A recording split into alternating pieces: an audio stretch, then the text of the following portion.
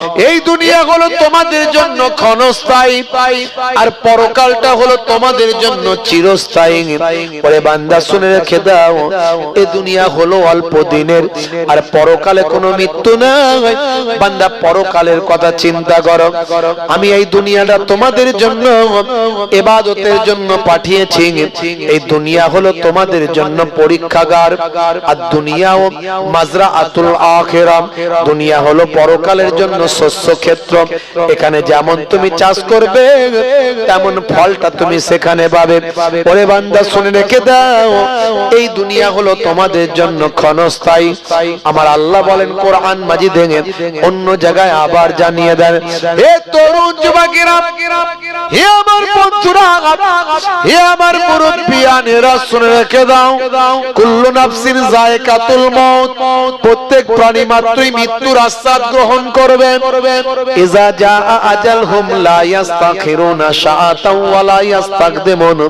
মৃত্যুর যে সময় নির্ধারণ হয়েছে সেই সময়ের একটু এদিক ওদিক করা হবে না। আইনামা তাকুনু ইউদরিকুমুল মাউত ওয়ালাউ কুনতুম ফি বুরুজিম মুশাইয়াদা। বান্দা তুমি মৃত্যুর হাত থেকে পালায়ন যেখানেই করো না কেন, লোহার গম্বুজের ভিতর, লোহার সিন্দুকের ভিতর, মজবুত কেল্লার ভিতর, বান্দা তুমি যেখানে যাও, বান্দা তুমি ভেলোর চলে যাও, চেন্নাই চলে যাও, মাদ্রাজ চলে যাও, পিজি চলে যাও, আমি আল্লাহ যদি তোমার মওত লিখে থাকি, মৃত্যুর হাত থেকে রেহাই পাবে না। বন্ধুরা আমার, মরতে আপনাকে আমাকে হবে, তো মালিককে ভুলে গেলে চলবে না। সেই মালিককে একটু স্মরণ করতে হবে। এই দুনিয়াটা অল্প দিনের, একটু এহসাস করতে হবে। একটু ভাবুন তো, হে যুবক,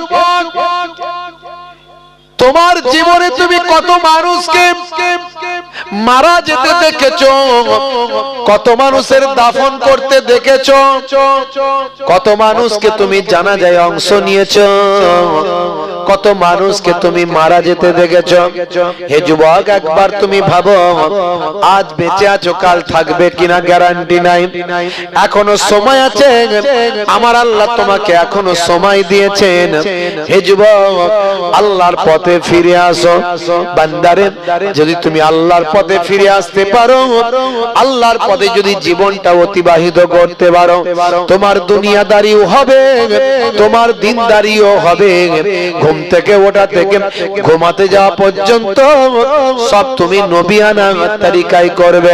ওরে বান্দা শুনে রেখে দাও, জেনে রেখে দাও, তোমার খাওয়া, তোমার শোয়া, তোমার হাঁটা, তোমার চলা, তোমার বলা, তোমার কথা, তোমার কাজ, তোমার কর্ম, সবটা তুমি নবিয়ানা স্টাইলে করবে। দুনিয়াটাও তোমার সুন্দর হবে, আর আখিরাতটাও তোমার সুন্দর হবে। ভাইরা আমার, তরুণ যুবকেরা আমার, মুরব্বিয়ানেরা আমার, তৎকালীন যুগের খলিফায়ে সানি হযরত ওমর ফারুক রাদিয়াল্লাহু তাআলা আনহু, তিনি ভাই আমার বিদেশীদের আমন্ত্রণে সাড়া দিয়েছেন। তিনি তৎকালীন যুগের আধুনিক সাম্রাজ্যবাদীদের বাদশার আহ্বানে, আমন্ত্রণে সাড়া দিয়েছেন। সেখানে আপ্যায়নের ব্যবস্থা করা হয়েছে, বিভিন্ন স্টাইলে খাবার দাবার দেওয়া হয়েছে। হযরত ওমর ফারুক হুজুর তিনি হাত দিয়ে খাবার খাওয়া শুরু করলেন। লোকে অবাক, আরে বাপ রে বাপ, একজন খলিফা তিনি আমাদের এরকম নরমাল ভাবে খাওয়া দাওয়া করছেন। নবী আমার, ভাই আমার, যে সুন্নত শিখিয়েছেন সেই সুন্নত মেনে চলতে লাগলেন হযরত ওমর ফারুক। তিনি বললেন, আত্রকু সুন্নতি বিকাউলি হুমাকা। আমি আহমকদের কথা, বোকাদের কথা শুনে আমি কি আমার নবীর সুন্নত ত্যাগ করব? না না না, যে অবস্থায় থাকি না কেন আমার রাসূলের সুন্নতের তাবেদারি করব। জোরে বলুন সুবহানাল্লাহ। হে তরুণ যুবকেরা, হে আমার বন্ধুরা, হে আমার মুরব্বিয়ানিরা, শুনে রেখে দিন বাবা, হযরতে ওমর ফারুক রাদিয়াল্লাহু তাআলা আনহু মুসলিম জাহানের তৃতীয় খলিফা হয়েছিলেন, যিনি অর্ধ পৃথিবী শাসন করেছিলেন। সেই হযরতে ওমর ফারুক রাদিয়াল্লাহু তাআলা আনহু তিনি রাস্তা দিয়ে একদিন হেঁটে হেঁটে যাচ্ছেন, জঙ্গলের পাশ দিয়ে যাচ্ছেন বাবা, জঙ্গলের পাশ দিয়ে হেঁটে হেঁটে চলে যাচ্ছেন। এমন সময় তার মনে হলো এই জঙ্গলের ভিতরে কোনো মানুষ আছে বলে আমার মনে হচ্ছে, কোনো মানুষ হয়তো এই জঙ্গলের ভিতরে আছে, এমন আভাস তিনি পেলেন। তাই তিনি একটু আমার অন্বেষণ করার, একটু খোঁজার চেষ্টা করলেন, দেখি তো কোনো মানুষ জঙ্গলে আছে কিনা। যেন মনে হলো কোনো মানুষ আছে, একটু ভিতরে গিয়ে দেখে হাই রে হাই, জঙ্গলের ভিতরে একজন অসুস্থ মানুষ জমিনের সঙ্গে মিলিয়ে আছে। তার হাত চলে না, পা চলে না, চোখ দেখে না, কথা বলে না, মাটির সঙ্গে মিশে আছে, কেবলমাত্র জানটা তার ধুকপুক ধুকপুক করে চলছে। হে তরুণ যুবকেরা, এমন একটা মানুষ দেখে হযরতে ওমর ফারুক অবাক হলেন।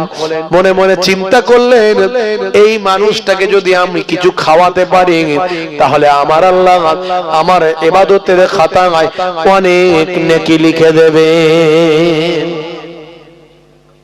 হযরতে ওমর ফারুক রাদিয়াল্লাহু তাআলা আনহু এমন সময় চিন্তা করলেন যে এই মানুষটাকে কিছু খাওয়ানোর দরকার। পরিবেশটা দেখলেন, চারিদিকটা দেখলেন, যে মনে হয় মাঝে মাঝে কেউ কিছু খাইয়ে দিয়ে যায়, কিছু খাইয়ে, খাবার টাবার খাইয়ে দিয়ে যায় মানুষটাকে। হে তরুণ যুবকেরা, হে আমার বন্ধুরা, হে আমার মুরব্বিয়ানিরা, শুনে রেখে দিন বাবা, হযরতে ওমর ফারুক রাদিয়াল্লাহু তাআলা আনহু অর্ধ পৃথিবীর শাসনকর্তা হয়েছিলেন, খলিফাতুল মুসলিমিন হয়েছিলেন বাবা। হযরতে ওমর ফারুক রাদিয়াল্লাহু তাআলা আনহু আমার আল্লাহ কি নিয়ামত করেছিলেন তাকে। কোন হযরতে ওমর ফারুক কেমন নবী কে ভালোবাসতেন, কেমন নবীর আশিকদের ভালোবাসতেন, কেমন নবীর খানদানকে ভালোবাসতেন, কেমন আহলে বায়াতকে ভালোবাসতেন। হে যুবকেরা, প্রথম জীবনে তিনি নবীর শত্রু ছিলেন, নবীকে হত্যা করতে চেয়েছিলেন, নবীকে মেরে ফেলতে চেয়েছিলেন, কিন্তু তিনি নবীর এমন আখলাক চরিত্রে মুগ্ধ হলেন, কোরআনের আয়াত পড়ে এমন ভালো লাগলো, নবীর আশিক হয়ে গেলেন। মক্কার বিখ্যাত মস্তান ছিলেন, পরবর্তীকালে তিনি নবীর আশিক হলেন। হে তরুণ যুবকেরা, বন্ধুরা আমার শোনেন, আল্লাহর নবীর জন্য কি মহব্বত তার, শুধু নবীর জন্য নয়, নবীর আহলে বায়াতের জন্য। আল্লাহর নবীর কলিজার টুকরা নওয়াসায়ে রাসূল হযরত ইমাম হাসান, ইমাম হুসাইন রাদিয়াল্লাহু তাআলা আনহুমা হুজুরদের কতটা ভালোবাসতেন তার নমুনা একটা ছোট্ট করে আপনাদের বলি বাপ।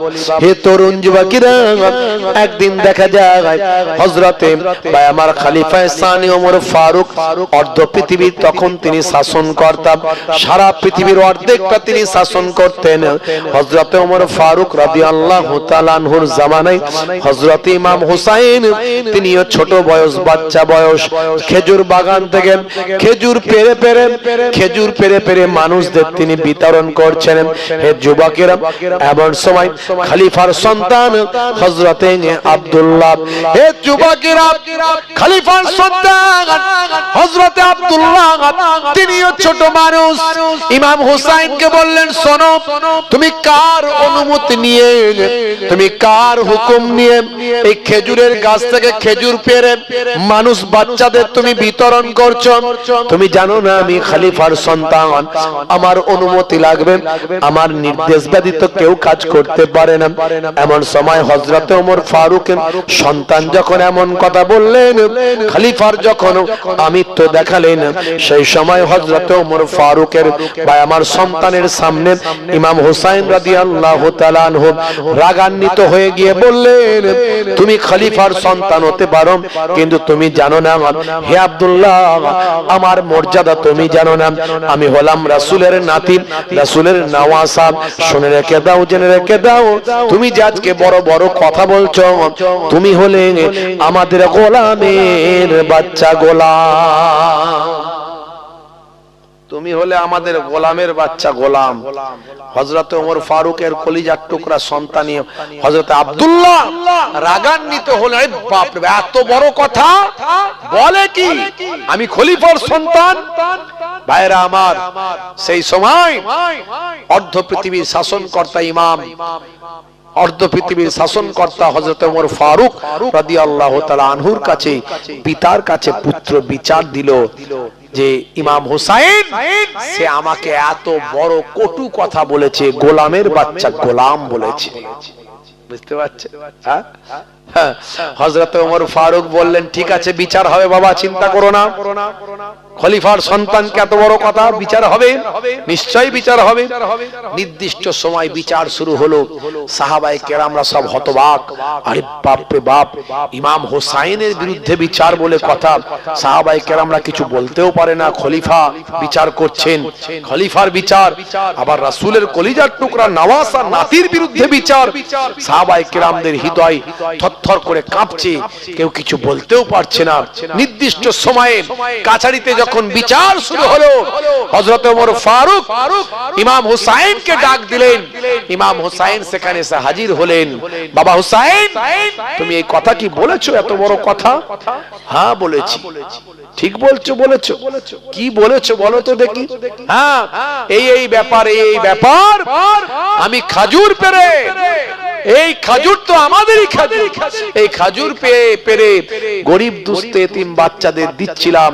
তখন আপনার সন্তান আমার উপরে মিজাজ দিয়েছিল। তখন আমি বলেছিলাম, মিজাজ কেন দিচ্ছ, তুমি তো আমাদের গোলামের বাচ্চা গোলাম। আমি তো ভুল বলিনি, ঠিকই বলেছি হুজুর, ঠিকই বলেছি। বলে, বাবা তুমি ঠিকই বলেছো। বলে, হ্যাঁ, তুমি কি এটা লিখে দিতে পারবে? তুমি কি লিখে দিতে পারবে? বলে, হ্যাঁ আমি লিখে দিতে পারবো। আপনি আমার নানা জানের গোলাম, আপনি আমার নানা জানের গোলাম, আমার আখির জামানার পয়গম্বর আমার নানা জানের আপনি গোলাম, আর আপনার সন্তান হচ্ছে তার আপনার ছেলে। তাই আমি বলেছি গোলামের বাচ্চা গোলাম, আমি ভুল কখনো বলিনি, আমি ঠিকই বলেছি। লিখে দিতে পারবে? হ্যাঁ লিখে দিতে পারবো। লিখে দাও বাবা, একটু লিখে দাও। এমন সময় ইমাম হুসাইন হুজুর তখন লিখে দিলেন যে ভাই আমার ওই বর্ণনা, ওই কথাটা লিখে দিলেন। সেই সময় ইমাম হুসাইনের কাছ থেকে সেই লেখনীটা পেয়ে হযরত ওমর ফারুক চোখ ভরা পানি, বুক ভরা বেদনা নিয়ে ঝরঝর করে কেঁদে ফেললেন। হে তরুণ যুবকেরা, তিনি বলেছিলেন, শোনো আমি আজকে এই বিচারটা কেন করলাম। হে যুবকেরা শুনে রেখে দাও। সেই সময় উপস্থিত সাহাবায়ে কেরাম আরো যারা ছিলেন নবীর আশিক, তাদের মাঝখানে খলিফা সানি ওমর ফারুক অশ্রুসিক্ত নয়নে বলেছিলেন, শোনো আজকে আমি একটা মহামূল্যবান সুযোগ পেয়েছি, তাই সুযোগটাকে কাজে লাগালাম। এতদিন আমি দয়ার নবীর গোলামতি করেছি, কিন্তু গোলামতির লিখিত কোনো সার্টিফিকেট পাইনি, গোলামতির কোনো লিখিত সার্টিফিকেট আমি কোনোদিন পাইনি। আজকে নবীর নাতির মাধ্যমে গোলামতির লিখিত সার্টিফিকেট পেলাম। কাল কিয়ামতের দিনে যখন আমি ওমর ফারুক যদি আটকে যাই, সেই সময় আমি আল্লাহর দরবারে বলতে পারবো, নবীর আহলে বায়াত নবীর নাতির হাত ধরে, নবীর নাতির লেখনির মাধ্যমে আমি গোলাম সার্টিফিকেট পেয়েছিলাম। কিরকম নবীর আশিক ছিলেন, নবীর আহলে বায়াতকে কেমন মহব্বত করতেন, প্রেম করতেন, সেই হযরত ওমর ফারুক সব সময় নেকির সন্ধান করেন। রাস্তা দিয়ে যাচ্ছেন, সেই সময় মনে হলো এই অসুস্থ ব্যক্তিটাকে যদি আমি একটু খাওয়াতে পারি, তাহলে আমার নেকির খাতায় একটু নেকি জমে যাবে।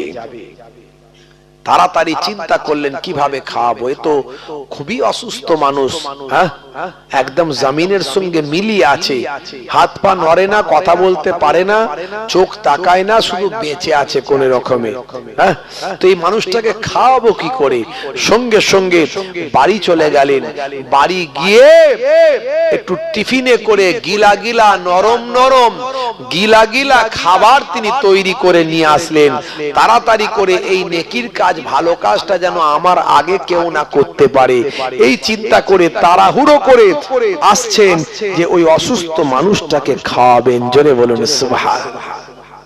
ভাইরা আমার, হে যুবকেরা, বন্ধুরা আমার, শুনেন হযরত ওমর ফারুক রাদিয়াল্লাহু তাআলা আনহু সেই সময় তিনি ওই মানুষটার কাছে এসে জঙ্গলের ভিতরে ঢুকে গেলেন।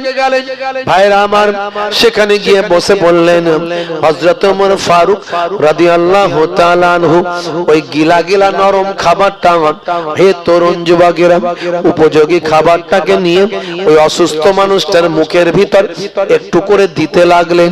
ভাই আমার, যতবার খাওয়ানোর চেষ্টা করেন ততবার খাবারটা মুখ থেকে বেরিয়ে যায়।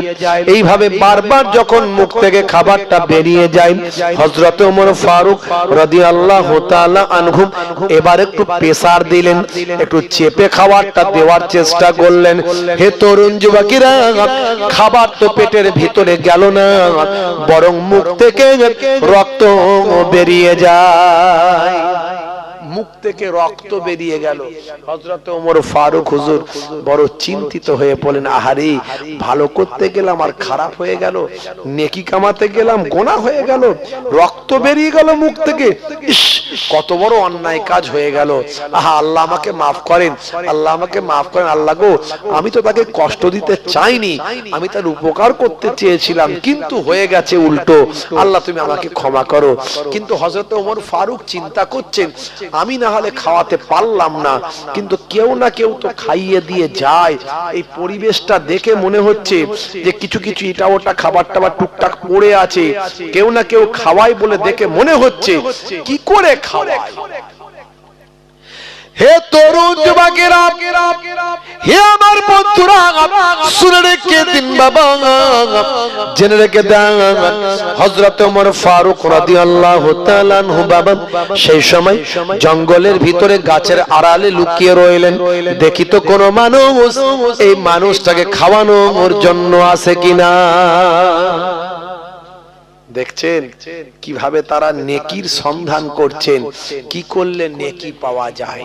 আর আমরা মুসলমান 5 ওয়াক্ত নামাজটাই পড়তে গেলে যেন আমাদের কত কষ্ট হয়ে যায়, কথা ঠিক না ভুল?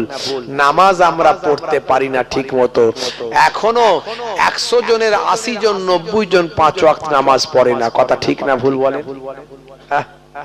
ভাইরা আমার, হে তরুণ যুবকেরা, হে আমার বন্ধুরা, শুনে রেখে দিন বাবা, জেনে রেখে দেন, আল্লাহ বললেন, বান্দারে, এত নিয়ামত তোকে আমি দিলাম, তোদের শান্তির জন্য, একাকিত্ব যাতে না হয় তার জন্য আমি আল্লাহ তোমাদের জোড়ায় জোড়ায় সৃষ্টি করলাম। ওয়া খালাকনাকুম আজওয়াজা। হে তরুণ যুবকেরা, আল্লাহ বললেন, বান্দারে, আমি তোমাদের জন্য দিন তৈরি করলাম রুজি রুটির জন্য, দিনকে তৈরি করলাম কাজকর্ম করার জন্য, আর রাতকে তোমাদের জন্য বিছানা বানালাম, রাতকে তোমাদের জন্য নিদ্রার বানালাম, রাতকে তোমাদের জন্য আরামের বানালাম। হে তরুণ যুবকেরা, আমার আল্লাহ এমন কি বললেন, রাতের বেলা তোমরা অন্ধকারে ভিতরে ঘুমায়। সূরার নাম সূরা নাবা, আয়াত নাম্বার হলো 10। এই 10 নাম্বার আয়াতে আমার আল্লাহ বলেন, ওয়াজআলনাল লাইলা লিবাসা।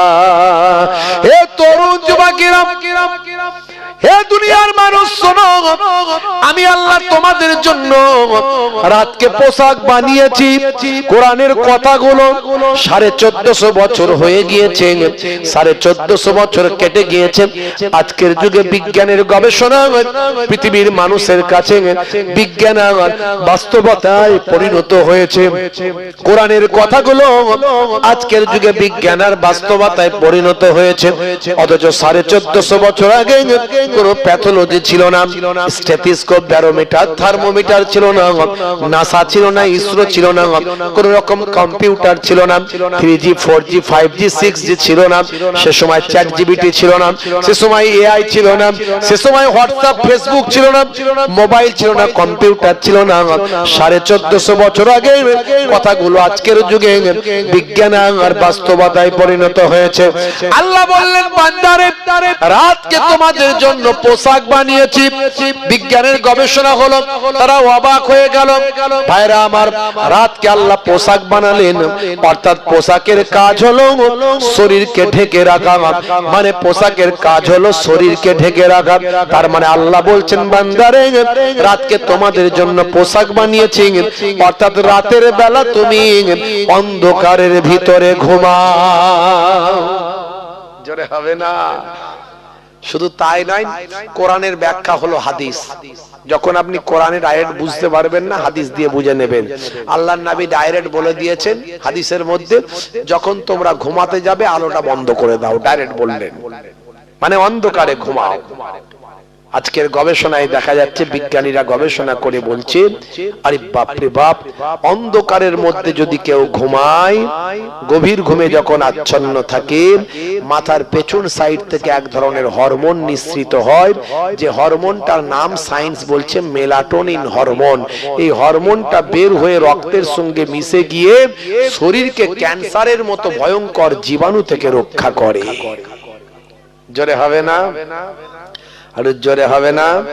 আপনি অবাক হয়ে যাবেন। বুখারী শরীফের হাদিসের মধ্যে এসেছে, আল্লাহর নবী 1450 বছর আগে বলেছেন, মাছি যদি তোমাদের খাবারে পড়ে যায়, ওই মাছিটাকে ডুবিয়ে নিয়ে ফেলে দিয়ে খাবারটা খেতে পারো, অসুবিধা হবে না। তার কারণ হলো মাছির একটা ডানাতে জীবাণু থাকে আর একটা ডানাতে জীবাণু নাশক ঔষধ থাকে। 1450 বছর পার হয়ে গেল, বিজ্ঞানের ডেভেলপমেন্ট হলো, বিজ্ঞান গবেষণা করে দেখলো সত্যি তো নবী যা বলেছেন ঠিক বলেছেন, মাছির একটা ডানায় জীবাণু থাকে আর একটা ডানাতে জীবাণু নাশক ঔষধ থাকে। জোরে হবে না? হে তরুণ যুবকেরা, হে আমার বন্ধুরা, হে আমার মুরব্বিয়ানিরা, শুনে রেখে দিন বাবা, গাছের আড়াল থেকে মানুষটাকে ভালো করে চিনতে পারলেন না।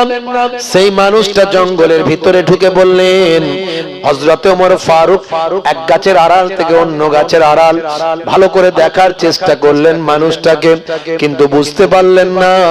ওই মানুষটা গাছের ভিতর দিয়ে ঢুকে গিয়ে, জঙ্গলের ভিতর দিয়ে ঢুকে গিয়ে ওই অসুস্থ মানুষটার কাছে চলে গেলেন।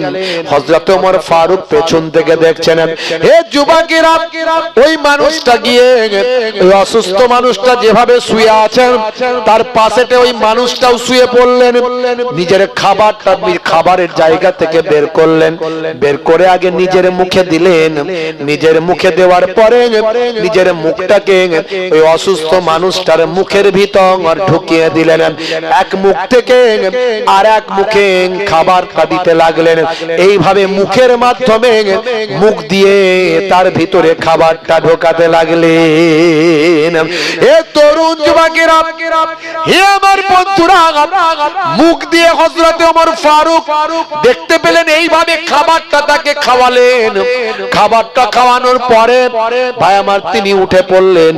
হযরত ওমর ফারুক চলে যাওয়ার আগে মানুষটাকে দেখতে হবে, এই কায়দাতে সুন্দর ভাবে এত সুন্দর করে খাওয়ালো, এত সওয়াবের কাজ, নেকির কাজ করলো, কে মানুষটাকে?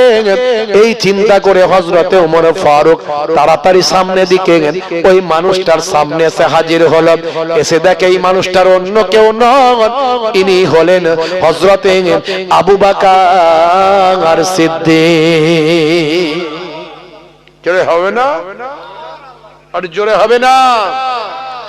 হযরতে ওমর ফারুক বলছেন মুচকি হেসে, ভাই আবু বকর, আপনার কি এতই নেকির দরকার? হ্যাঁ, আপনার কি এতই নেকির দরকার? আপনার সম্পর্কে আল্লাহর নবী বলেছেন আফজালুন নাস বাদাল আম্বিয়া, নবীদের পরে সর্বোত্তম মানুষ পৃথিবীতে যদি কেউ থাকে সেটা হলো হযরতে আবু বকর সিদ্দিক। জোরে হবে না? তা আপনি এইভাবে মুখে করে খাবার খাইয়ে নেকি লাভ করছেন। হযরত ওমর ফারুককে আবু বকর হুজুর মুচকি হেসে বলছেন, বাবা আবু বকর, ওমর ভাই ওমর, তো আপনি কেন এখানে ঘুরছেন, ব্যাপারটা কি? আপনি এখানে ঘুরছেন কেন? আর আপনি আমার কথা বলছেন নবী বলেছেন, আর আপনার কথা নবী কি বলেছেন সেটা তো বলেননি। আপনার কথা তো আল্লাহর নবী বলেছেন লাউকানা বাদি নাবিয়্যুন লাকানা ওমর, আমার পরে যদি আল্লাহ কাউকে নবী বানাতেন হযরতে ওমরকে আল্লাহ নবী করে দিতেন। তা আল্লাহ আপনাকে এত সম্মান দিয়েছেন ভাই ওমর, তারপরও আপনি এখানে কোন ধান্দায় ঘুরছেন, কোন নেকির চিন্তায় ঘুরছেন বলেন? তো হযরতে ওমর ফারুক আর আবু বকর হুজুররা কি রকম নেকির সন্ধান করতেন, কি করে আমল বাড়ানো যায় সন্ধান করতেন। আর আমরা মুসলমান একটু চিন্তা করুন, সুযোগ এলেও আমরা হাতছাড়া করে ফেলি। একটা নেকির কাজ করার, ভালো কাজ করার, একটা সওয়াবের কাজ করার সুযোগ এসেছে, আমরা কিন্তু হাতছাড়া করে ফেলি। সুযোগ হাতছাড়া করবেন না। যখনই নেকি কামানোর জায়গা চলে আসবে নেকির কাজটা করুন, ভালো কাজটা করুন। নামাজ, রোজা, ইবাদত, বন্দি, হজ, যাকাত এগুলোকে সুন্দর করবে আপনার এই নেকিগুলো। জোরে বলুন সুবহানাল্লাহ। জোরে হবে না? একটা সুন্দর নেকি কামানোর জায়গা চলে এসেছে, সেটা এখন আপনাদের মাঝখানে এসে গেছে।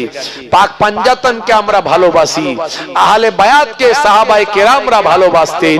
পাক পাঞ্জাতনকে ভালোবেসেছিলেন ভাই আমার গাছপালা তরুলতা, দয়ার নবী ভালোবেসেছিলেন, আল্লাহ ভালোবেসেছিলেন, ফারিস্তারা পাক পাঞ্জাতনকে ভালোবেসেছিলেন, জিব্রাইল ফারিস্তা পাক পাঞ্জাতনকে ভালোবেসেছিলেন, নবীর নওয়াসাদের ভালোবেসেছিলেন, আহলে বায়াতকে ভালোবেসেছিলেন। কারবালা ময়দানে ইমাম হোসাইন বলেছিলেন, বাবা তোমরা 71 জন শুধু শুধু আমার জন্য কেন বিপদে পড়ছো? এজিদের সঙ্গে লড়াই তো আমার, আমি বেঁচে থাকলে এজিদ বাদশা হতে পারবে না, তাই সে আমাকে মেরে ফেলতে চায়, আমার জন্য তোমরা কেন বিপদে পড়ছো? বাবা তোমরা চলে যাও, যা মোকাবেলা করা দরকার আমি করব, আমার সঙ্গে হবে।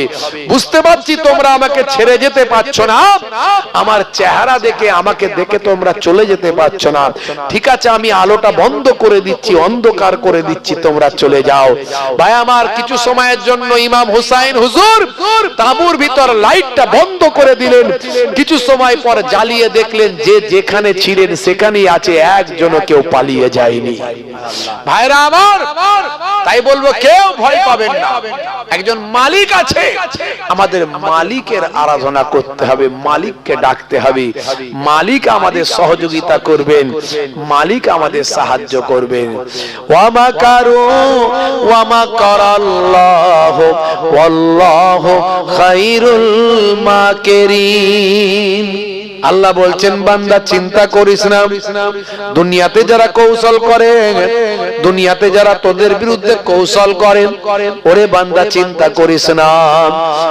যতই দুনিয়ার বড় মস্তান কৌশল করুক, ফেরাউন কৌশল করেছিল মুসা নবীর উপর, মুসা নবীকে আমি আল্লাহ জয় লাভ দিয়েছি। নমরুদ কৌশল করেছিল ইব্রাহিম নবীর উপর, আমি আল্লাহ ইব্রাহিম নবীকে কামিয়াবি দিয়েছি। আমার আখিরি জামানার পয়গম্বরের উপর কৌশল করেছিল আবু জাহেল, আবু লাহাব, আমি আল্লাহ তাদের বিলীন করেছি, ধ্বংসপ্রাপ্ত করেছি, আমার নবীর কামিয়াবি দিয়েছি। ওরে বান্দা শুনে রেখে দে, দুনিয়া আর যত মস্তান আসুক না কেন, যতই কৌশল করুক না কেন, আমি আল্লাহ হলাম সবচেয়ে বড় কৌশলকারী। জোরে হবে না? আমার আল্লাহ হলেন সবচেয়ে বড় কৌশলকারী।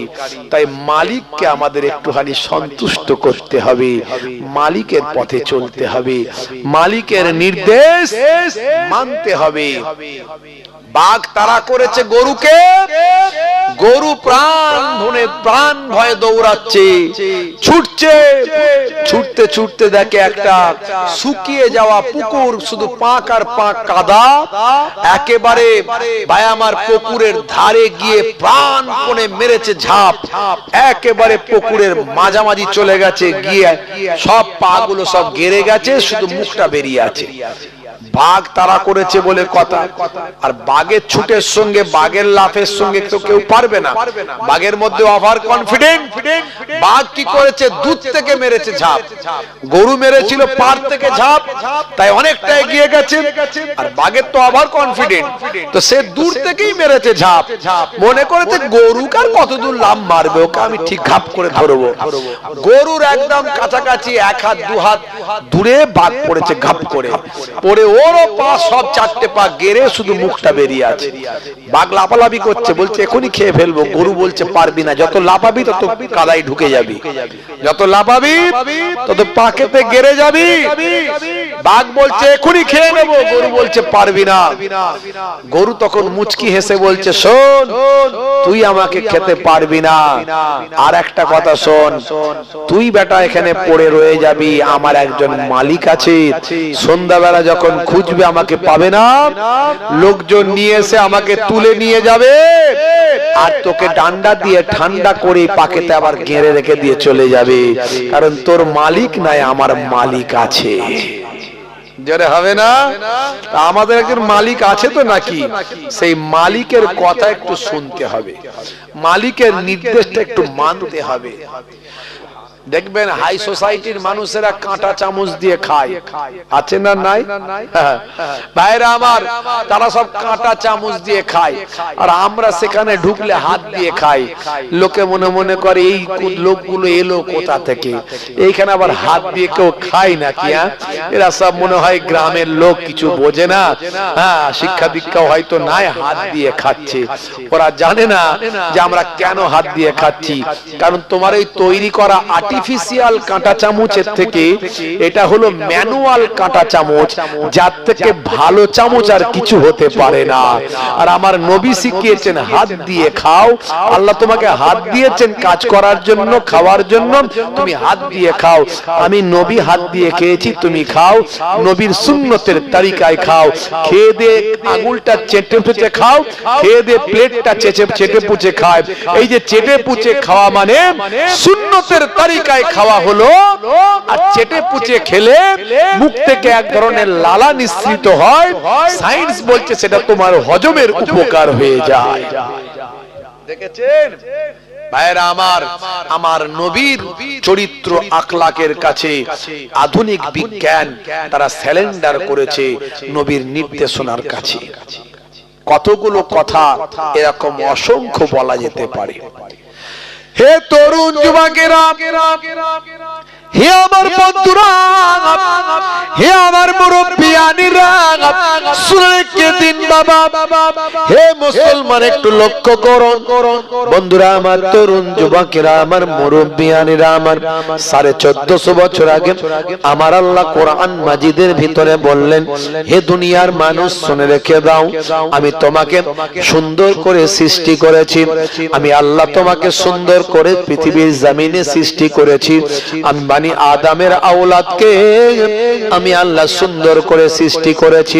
লাকাদ কাররামনা বানি আদম, আদমের আওলাদকে আমি আল্লাহ মর্যাদা সম্পন্ন করেছি, অনেক সম্মানিত করেছি।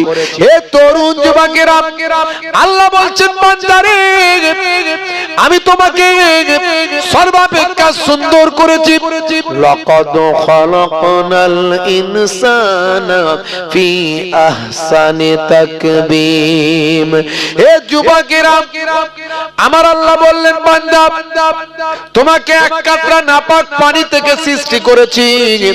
সুম্মা কানা আলাকাতান ফাখালাকা ফাসাওয়া, আমি আল্লাহ ওই নাপাক পানিটাকে রক্তপিণ্ডে পরিণত করেছি। এক বিন্দু নাপাক পানি, অল্প কয়েক ফোঁটা নাপাক পানিকে আমি আল্লাহ রক্তপিণ্ডতে পরিণত করেছি। ওই রক্তপিণ্ডটাকে আমি আল্লাহ মাতৃগর্ভে গোস্তের টুকরোতে পরিণত করেছি।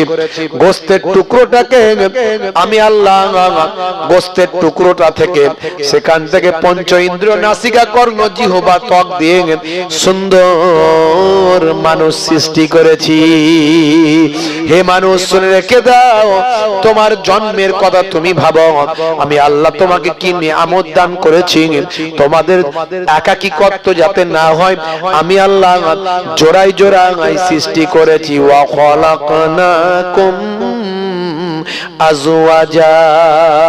হে যুবকেরা, আল্লাহ বললেন বান্দারে এত কিছু নিয়ামত দিয়েছি, তার বিনিময়ে তোমাদের কাছ থেকে আমি আল্লাহ একটা জিনিস চেয়েছি, সেটার অন্য কিছু নয়, সেটা হলো বান্দা আমার ইবাদত করবে।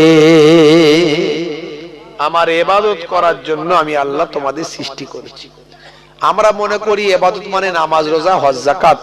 তো সব সময় যদি ইবাদত বন্দি করব, সংসার, ধর্ম, কাজকর্ম, ব্যবসা বাণিজ্য হবে কি করে? হ্যাঁ, মনে রাখবেন, শুধু নামাজ, রোজা, হজ, যাকাতটাই ইবাদত তা নয়। আপনার কথা বলা, আপনার ভালো ব্যবহার করা, আপনার কাজ করা, ব্যবসা করা, দোকান করা, চাষ করা, ছোটদের স্নেহ করা, বড়দের সম্মান করা, আপনার খাওয়া, আপনার ঘুমানো, আপনার শোয়া, আপনার কথা বলা, আপনার ব্যবহারিক জীবনে চালচলন দেখানো, স্ত্রীর সঙ্গে আপনার প্রেমালাপ করা, কাজকর্মগুলো করা, পিতামাতার সেবা করা, যা কিছু করছে, ঘুম থেকে উঠে ঘুমাতে যাওয়া পর্যন্ত যা কিছু করছেন সারাটা দিন রাত, সবটাই আমার নবী দেখিয়ে দিয়েছেন। এমনকি মাথাটা কেমন করে আঁচড়াবেন সেটাও নবী বলেছেন। জেরে বলেছেন। পৃথিবীর কোথাও এমন কোথাও আছে কিনা আমার জানা নাই, ব্যবহারিক জীবন, পারিবারিক জীবন, রাজনৈতিক জীবন, সামাজিক জীবন, অর্থনৈতিক জীবন, আপনি যে টাকা জমিয়ে টাকার পাহাড় তৈরি করবেন, আর এক শ্রেণীর মানুষের কাছে টাকা থাকবে না, এটাও 1450 বছর আগে নবী বলেছেন। তোমরা কেউ অর্থকে জমিয়ে পাহাড় বানিয়ে ফেলো না, অর্থকে ছড়িয়ে দাও। অর্থনৈতিক ভাই আমার যে ডেভেলপমেন্ট, সেটা 1450 বছর আগে আমার নবী বলে দিয়ে গেছে। 1450 বছর আগে নবী বলেছেন, শ্রমিকের ঘাম শুকিয়ে যাওয়ার আগেই তার পারিশ্রমিক মিটিয়ে দাও। আমার নবীর কথাগুলো আজকের যুগে সব ভাই আমার গবেষণার বিষয় হয়েছে, সব প্রবাদ বাক্যে পরিণত হয়েছে। জোরে বলুন সুবহানাল্লাহ। এই জন্য আমরা আমাদের নবীকে নিয়ে যদি গবেষণা করি, আপনার ঈমান মজবুত হবে।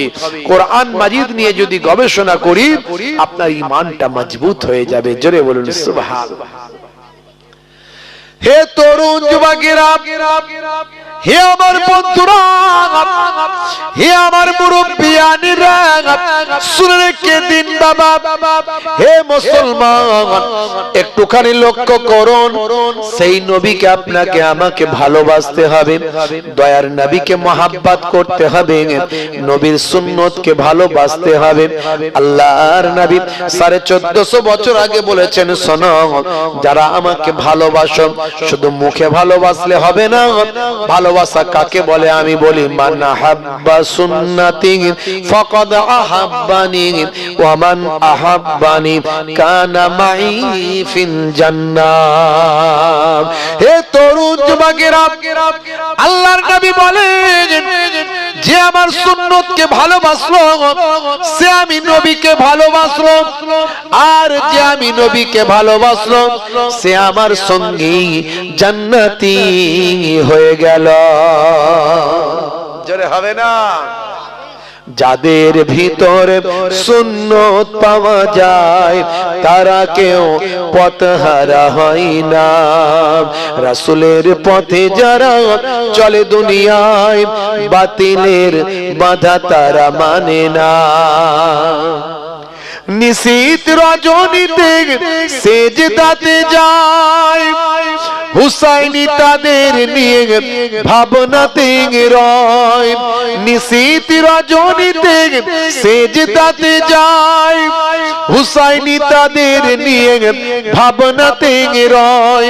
বিপদের মাঝে তারা যতই পড়ুক, বিপদের মাঝে তারা যতই পড়ুক, রাসূলের তরিকা ছাড়ে না। যাদের ভিতরে সুন্নত পাওয়া যায় তারা কেউ পথহারা হয় না।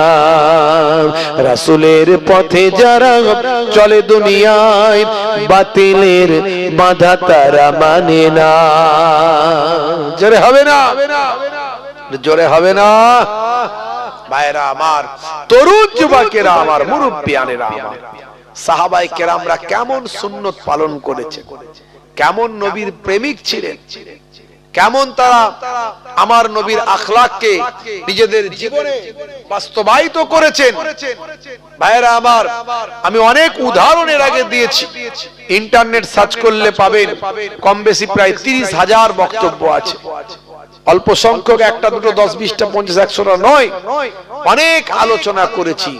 ভাইরা আমার, আল্লাহর নবীর সাহাবীরা কিভাবে নেকির সন্ধান করতে, কি করলে নেকি পাওয়া যাবে, কি করলে ইবাদত বেশি হবে।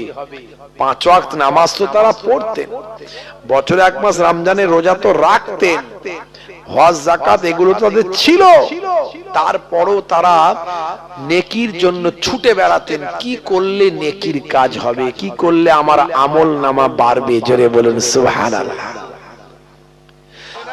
এরকম কত উদাহরণ দেব আপনার কাছে, এরকম অনেক উদাহরণ দিতে পারি। ভাইরা আমার, কম বেশি অর্ধশত উদাহরণ আমার হৃদয়ে আছে।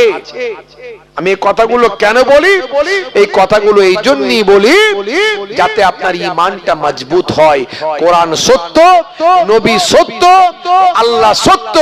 যদি তাই না হতো, 1450 বছর আগে যখন মরুভূমির উপরে মানুষ শুধু মরুভূমির মরুযান নিয়ে, ভাই আমার, মরুভূমির মরুযান উট নিয়ে যখন তারা বিভিন্ন জায়গায় ব্যবসা বাণিজ্য বণিকের ন্যায় বিচরণ করত, তারা যাযাবর ছিল, তাদের কাছে এসব তথ্য এলো কি করে যে মাছির একটা ডানাতে জীবাণু থাকে আর একটা ডানায় জীবাণুনাশক ঔষধ থাকে। এটা তখনকার মানুষের জানা সম্ভব ছিল না, কোনোদিন হতেই পারে না। এটা আমার আল্লাহ কোরআনে লিপিবদ্ধ করেছে, আজকের গবেষণায় প্রমাণ হয়েছে। 1450 বছর আগে নবী বলেছেন অন্ধকারের ভিতরে ঘুমাও, আল্লাহ বলছেন অন্ধকারের ভিতরে ঘুমাও। আজকের গবেষণায় পাওয়া যায় মেলাটোনিন হরমোন তৈরি হয়ে শরীরকে ক্যান্সারের জীবাণু থেকে রক্ষা করে। এগুলো পেল কি করে তখনকার যুগের মানুষ? না, কোরআন আল্লাহর কিতাব, তাই এটা কোরআনেই লেখা সম্ভব। জোরে বলুন সুবহানাল্লাহ। এর দ্বারাই আপনার ঈমানটা মজবুত হবে। আজ থেকে প্রতিজ্ঞা করুন।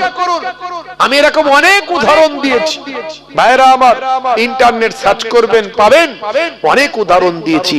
আজ থেকে প্রতিজ্ঞা করুন, যদি কোরআন সত্য বলে বিশ্বাস করেন, তাহলে কোরআনের সবচেয়ে বড় নির্দেশ হলো নামাজ। সেই নামাজ ছাড়বেন না, সেই নামাজ ছাড়বেন না।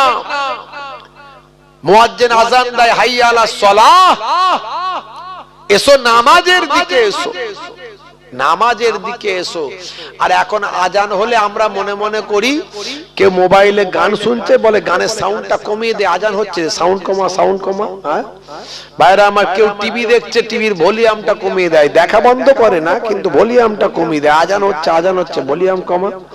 আর ঘরের মায়েরা বোনেরা মাথায় হয়তো কাপড় নাই, গায়ে কাপড় নাই, ঠিক মতো কাজ টাজ করছে, যেই আজান হয় বলে আজান হচ্ছে, মাথায় কাপড়টা দে, মাথায় কাপড়টা দে, মানে ওইটা আজান হলে কাপড় মাথায় দিতে হয় আর ভলিউম কমাতে হয়। এটাই মনে হয় আমরা বুঝেছি এখনকার যুগের লোকজন, বুঝতে পারছেন?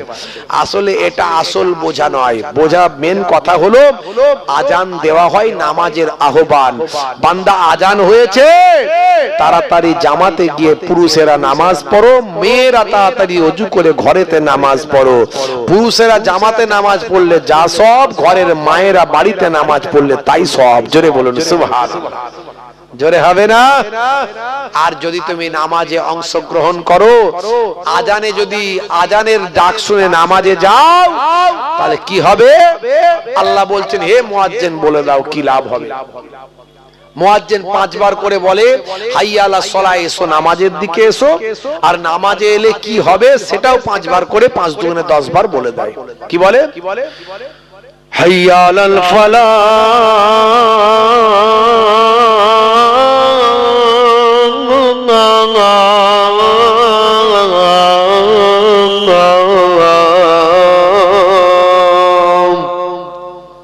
নামাজ এলে আল্লাহ বলছেন আমি তোমাকে কামিয়াবি দান করে দেব।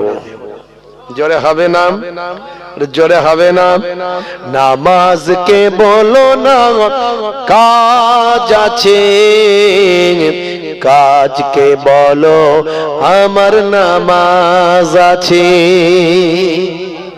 আমরা কাজে ব্যস্ত থাকি, কাজ করব না নামাজ পড়বো? হ্যাঁ, কাজটা পরে হবে, নামাজটা আগে হোক। আমার নানা জান ছোট হুজুর পীর কেবলা রহমাতুল্লাহ আলাইহি নামাজের কথা বলতে গিয়ে রেগে যেতেন। রেগে গিয়ে বলতেন, কি দিয়ে বোঝালে বুঝবে বলো, ঝোড়া আর কোদাল দিয়ে বোঝাও বাবা। রেগে যেতেন, বুঝতে পারছেন? আমার দাদা জান মায়াপুর পীরনগরী হুজুর পীর কেবলা রহমাতুল্লাহ আলাইহি তিনি নামাজের কথা বলতে গিয়ে বলতেন, বাবা দিনে রাতে 5 বার নামাজ, এই 5 বার নামাজ পড়তে 12 মিনিট করে সময় দিলে 1 ঘন্টা লাগে। 1 ঘন্টা যদি তুমি নামাজে সময় দাও, আমার আল্লাহ তোমার বাকি 23 ঘন্টা কামিয়াবি দান করে দেবেন। তোমার যেটা দুঃখ, দুর্দশা, কষ্ট, বিপদ, আপদ যা আছে সব নামাজে এসে তুমি আল্লাহকে বলো। আল্লাহ বলছেন ওয়াস্তাইনু বিসসাবরি ওয়াস সালাত, বান্দা তোরা আমার কাছে সাহায্য প্রার্থনা কর ধৈর্য এবং নামাজের মাধ্যমে। আল্লাহর কাছে চাইতে গেলে নামাজের মাধ্যমে চাইতে হবে। জোরে হবে না? সেই নামাজ ছেড়ে দেবেন না। ভাইরা আমার, সবচেয়ে বড় ইবাদত। সাহাবায়ে কেরামরা এই ইবাদত তো করতেন, তার সঙ্গে সঙ্গে অন্য কোন ইবাদত ছাড়তেন না। ছোট ছোট ইবাদত গুলো সব করতেন, সুন্নতে নববী তারা পালন করতেন। হে তরুণ যুবকেরা, হে আমার বন্ধুরা, শুনে রেখে দিন বাবা, জেনে রেখে দেন, বড় বড় ইবাদত হলো নামাজ, রোজা, হজ, যাকাত। এই নামাজও পরে অনেকে চিটিংবাজিও করে, দাড়ি রেখেছে ধাপ্পাবাজি করছেন, আল ছেটে বাড়াচ্ছেন, ছেলের বিয়েতে মোটা পণ নিচ্ছেন, বাপের সঙ্গে 33 নম্বরের মামলা করছেন, স্ত্রীকে মাঝে মাঝে সময় হলেই পিটে দিচ্ছে, মাঝে মাঝে পাড়া প্রতিবেশীর সঙ্গে এমন কর্কশ ভাষায় কথা বলে মানুষের হৃদয়টা জ্বালিয়ে দেয়। আবার মসজিদে নামাজটা পড়ে না। হে তরুণ যুবকেরা, আপনার নামাজ হবে না, নামাজ কাজে লাগবে না। তাই নামাজকে কাজে লাগাতে গেলে নামাজকে বাঁধ দিতে হবে, গিরতে হবে, নামাজকে কন্ট্রোল করতে হবে, এই সমস্ত বড় বড় ইবাদতগুলোকে রক্ষা করতে হবে। কি করতে হবে তাহলে? তার জন্য আপনাকে ছোট ছোট কাজগুলো করতে হবে। হে তরুণ যুবকেরা, হে আমার বন্ধুরা, হে আমার মুরব্বিয়ানেরা, মিষ্টি পোলাইট ব্যবহার করবেন, সব সময় হাসি হাসি মুখ রাখবেন। বলে হুজুর আপনি হাসি হাসি মুখ রাখতে বলছেন, আমরা মুখকে কিভাবে গাম্ভীর্য করা যায়, ভয়ঙ্কর করা যায় সেটা চেষ্টা করি, নাহলে লোকে মাথায় উঠে পড়বে। বুঝতে পারছেন? একটু হাসি হাসি মুখ রাখলে লোকে আর মানুষকে মানুষ মনে করে না। এখনকার যুগে একটু ভয়ঙ্কর চেহারা কি করে করা যায় সেই প্র্যাকটিস আমরা করি। মাঝে মাঝে দেখবেন অনেকে মোটা গোঁপ রাখে, যাতে করে অন্তত গোঁপ দেখে লোকে ভয় পায়। আবার অনেকে দেখবেন বীরাপ্পনের মতো গোঁপ পাকায়, আবার যাতে করে গোঁপ দেখে অন্তত লোকে ভয় পায়, সামনে কথা বলতে গেলে 3 বার চিন্তা করে দাদাকে কি বলবো না বলবো নি। বুঝতে পারছেন? আর আপনি বলছেন মিষ্টি ব্যবহার করতে, হাসি হাসি মুখ। আরে ভাই, আমার নবীর আখলাকের কথা বলছি, নবীর সুন্নতের কথা বলছি। আমার নবীকে দেখলে বাচ্চাও ভয় খায় না, বুড়ো ভয় পায় না। আমার নবীর কাছে সবাই মনের কথা বলতে পারে। জোরে বলেন সুবহানাল্লাহ। এটা হলো সুন্নাত। আপনি হাসি হাসি মুখটা রাখা, মিষ্টি কথা বলা, হেসে হেসে কথা বলা, পোলাইট ব্যবহার করা, এই ব্যবহারটা যদি রাখতে পারেন, আল্লাহর নবীর সুন্নতের অনুসারী হবেন, আপনার ইবাদতের খাতায় আমার আল্লাহ নেকি লিখে দেবে। সবেতেই নেকি, হাসলে নেকি, কাঁদলে নেকি, হাসবেন যখন মুচকে হাসি হাসবেন, এটাকে বলা হয় তাবাসসুম হাসি। নবী এই হাসিটা হাসতেন, আপনি সেই হাসি হাসছেন। এই তাবাসসুম হাসি হাসার কারণে আল্লাহ আপনার নামাজের খাতায় নবীর সুন্নতের হাসির জন্য সওয়াব লিখে দেবেন। আর আপনি যদি আল্লাহর ভয়ে গুনাহ মাফির জন্য কাঁদেন, আমার আল্লাহ আপনার জীবনের গুনাহ মাফ করে দেবেন। ইয়া আইয়ুহাল্লাযীনা আমানু তুবু ইলাল্লাহি তাওবাতান নাসুহা, তুমি অন্তর থেকে যদি তওবা করো, আমার আল্লাহ তোমার জীবনের গুনাহ মাফ করে দেবেন। হাসলেও নেকি, কাঁদলেও নেকি। আল্লাহ আমাদের এমন ঘরেতে পাঠিয়েছেন, এর জন্য আমরা সৌভাগ্যবান। জোরে বলুন সুবহানাল্লাহ। ভাইরা আমার, তরুণ যুবকেরা আমার, এতিম বাচ্চা যদি পান, এতিমের মাথায় একটু হাত বুলিয়ে দেন, এতিমের দুঃখ দুর্দশা দূর করে দেন। তা না পারলে অন্তত ভালোবাসার ছোঁয়াটা মাথায় একবার দিয়ে দেন। নবী বলেন, যতগুলো চুল আপনার হাতের তালুতে লাগবে, ততগুলো নেকি আমার আল্লাহ আপনার নামাজের খাতায় লিখে দেবে। মাঝে মাঝে পিতামাতার কি খেতে ইচ্ছা করে, হয়তো বাম্মা বলতে পারেন বুড়ো বুড়ি হয়ে গেছে, মার্কেট থেকে আসার সময় তুমি তোমার ছেলের জন্য সন্দেশ নিয়ে যাও, তোমার বাম্মা এখন বুড়ো বুড়ি হয়ে গেছে, বাচ্চা ছেলে হয়ে গেছে, তাদের কথা চিন্তা করে মাঝে মাঝে তুমি ক্যাডবেরি লজেন্স নিয়ে আসো, ডেয়ারি মিল্ক চকলেট নিয়ে আসো, মাঝে মাঝে একটু সন্দেশ নিয়ে আসবে, মাঝে মাঝে 2-in-1 রসগোল্লা নিয়ে আসবে, মাঝে মাঝে একটু ফ্রুটি নিয়ে আসবে। বাম্মা বলতে পারে না সন্তানকে বলি কেমন করে, খেতে ইচ্ছা করে কিন্তু বলা যায় না, একটু মাঝে মাঝে নিয়ে এসে খাওয়াবে, আমার আল্লাহর আরশটা খুশি হয়ে যাবে। দোয়া শুধু চাইলে হয় না, দোয়া তো জবান সে नहीं दिल से होता है। বুঝতে পারছেন? আল্লাহর নবী বলেন, যদি কোনো সন্তান সন্ততি পিতামাতার চেহারার দিকে একবার শ্রদ্ধার নজরে তাকায়, তার প্রত্যেকটা দৃষ্টির বিনিময়ে আমার আল্লাহ এক একটা কবুল করা নফল হজের সব সন্তানের নামাজের খাতায় লিখে দেয়। সাহাবী জিজ্ঞাসা করেন, ইয়া রাসূলুল্লাহ, যদি কোনো সন্তান সন্ততি 100 বার শ্রদ্ধার নজরে পিতামাতার চেহারার দিকে তাকায়, 100 বার, একবার তাকালো মাথা নিচু করলো, আবার তাকালো, আল্লাহর নবী বলেন, আমার আল্লাহর দরবারে কোনো আমলের ইবাদতের নেকির কমি নাই, আমার আল্লাহ ওই সন্তান সন্ততির নামাজের খাতায় 100টা কবুল করা নফল হজের সওয়াব লিখে দেয়। ভাইরা আমার, এইগুলো সব ইবাদত। মাঝে মাঝে স্ত্রীর সঙ্গে ছোট ছোট কাজগুলোতে একটু অংশ নেবেন। বুঝতে পারছেন? আমার নবী মাঝে মাঝে ঘরটা নিজে হাতে ঝাড়ু দিতেন। ওয়ায়াকুমুল বাইতা, নবী আমার নিজে হাতে মাঝে মাঝে ঘরটা ঝাড়ু দিতেন। ভাই আমার, আল্লাহর নবী ইয়াকুনু ফি মাহনাতে আহলিহি, স্ত্রীর সঙ্গে রান্নায় সহযোগিতা করতেন। আপনি মাঝে মাঝে বলবেন, কই গো ফুলটুসির মা, তোমার শরীরটা খারাপ, তো তুমি তো প্রতিদিনই রান্না করো, আজকে একটু তোমার শরীরটা খারাপ, রেস্ট নাও, আমি একটু আলুটা ছিলে দিচ্ছি, আলুটা কেটে ব্যবস্থা করে রাখছি, তোমার শরীরটা একটু ভালো হলে উঠে একটু রান্নাটা কষাটা কষে দেবে, তরকারিটা চাপিয়ে দেবে। মাঝে মাঝে একটু আলুটা ছিলে দেবেন, মাঝে মাঝে ঘরটা একটু ঝাড়ু দিয়ে দেবেন। তো এইগুলো করলে কিন্তু বিরাট সওয়াবের কাজ, নেকির কাজ। আপনি বলবেন, কথা সব বুঝলাম হুজুর, এত নেকি থাকতে এই নেকিটা বলার কি দরকার ছিল? আমাদের পাশে বউয়েরা শুনছে না শোনেনি? কি কথা ঠিক না?